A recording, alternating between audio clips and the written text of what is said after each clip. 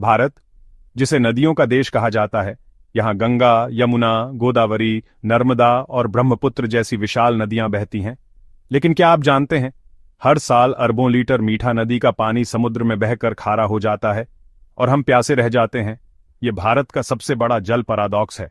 एक ओर गांव-गांव और शहर-शहर पानी की कमी से जूझते हैं और दूसरी ओर इतना कीमती जल व्यर्थ समुद्र में बह जाता है। तो समाधान क्या है? समाधान है नदी जल संचयन। सरल शब्दों में समझें तो नदियों के दोनों किनारों पर रिचार्ज कुएं बनाए जाएं। ये कुएं साल भर नदी का पानी समेटकर जमीन के नीचे फैले विशाल जल नेटवर्क में पहुंचा देंगे। नतीजा यह होगा कि जब नदी समुद्र तक पहुंचेगी, तब तक उसका सारा पानी भूमि में समा चुका होगा। इससे होगा क्या? भारत के गांव और शहरों में भूजल स्तर बढ़ेगा। किसान को सिंचाई के लिए साल भर पानी मिलेगा।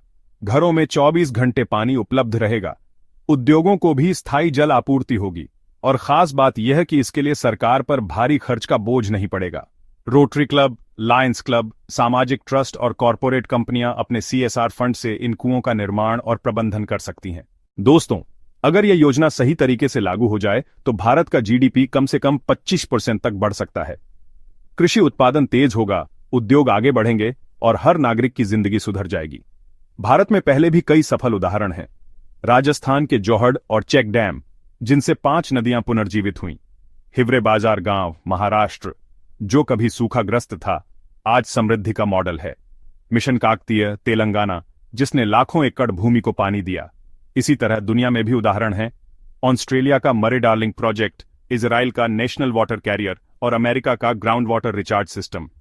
ये सभी बताते हैं कि अगर इच्छा शक्ति हो तो नदी जल संचयन से पूरे देश का भाग्य बदला जा सकता है।